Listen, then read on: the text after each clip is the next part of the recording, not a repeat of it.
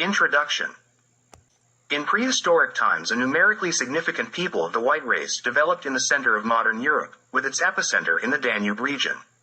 All previous archaeological research testifies to the continuity of cultural development and spatial expansion of this people. Various legends, and then history, tell us about this people as the main historical people of Europe, whose culture has left broad traces among all European nations and a significant portion of Asian nations. We refer to this people as the Proto-Serbians from their earliest traces until 4000 BCE. After this date, the Proto-Serbs become increasingly known. We call the period from 4000 to 2000 BCE the ancient Serbian era, when the Serbs already appear under their historical name.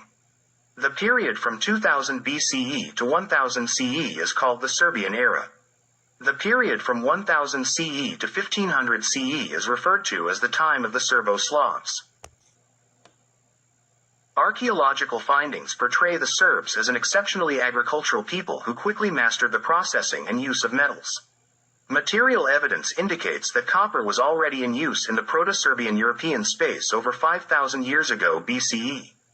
The Serbs reached a high level of cultural development in the 4th millennium BCE, perfecting their religious beliefs and literacy.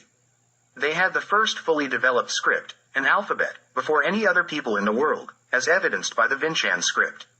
As they expanded to the shores of southern seas, the Serbs demonstrated bravery and proficiency as seafarers.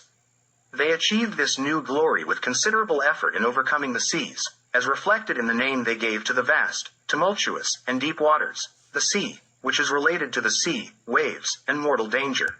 This word is more. They named the Mediterranean Sea, Pelag, after one of the main Serbian tribes.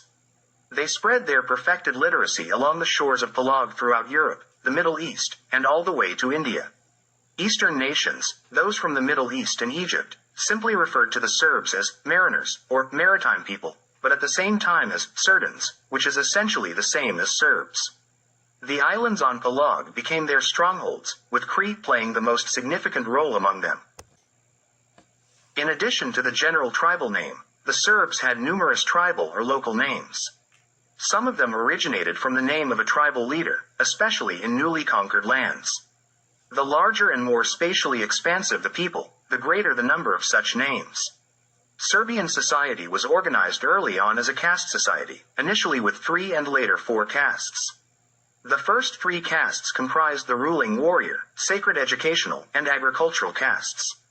The ruling warrior caste included not only rulers and warriors but also all holders of power and officials, forming the entire administrative structure. Members of this caste were called Geti, and with this or slightly modified names, they are known as Serbs in many countries worldwide. Serbian Gets became well known throughout Europe, the Middle East, and North Africa. This caste name was often used as a common name. In addition to various smaller ones, the Serbs undertook 2 major conquest campaigns, from the Danube to the Indus. Simultaneously, they roamed throughout Europe, reaching as far as Spain and Britain. In India and Iran, they were called Aryans, in the Middle East, Hittites, and in Western Europe, Celts. Hittites and Celts are synonyms for the Getae. Despite establishing numerous states in distant regions, engaging in interactions and coexistence with other peoples, the Serbs, in most cases, maintained their linguistic and religious unity until the advent of Christianity.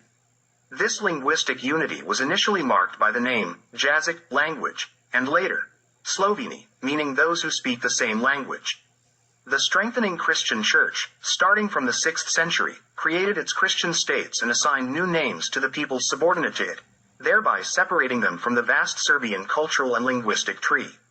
Hence, the term, Slavs, in modern times has lost its basis, its original meaning, and now only serves to erase the Serbian name. In this work, we use the older form of the Serbian name, Serbi, as we were called then, since the contemporary form of our name, Srbi, is of a more recent date.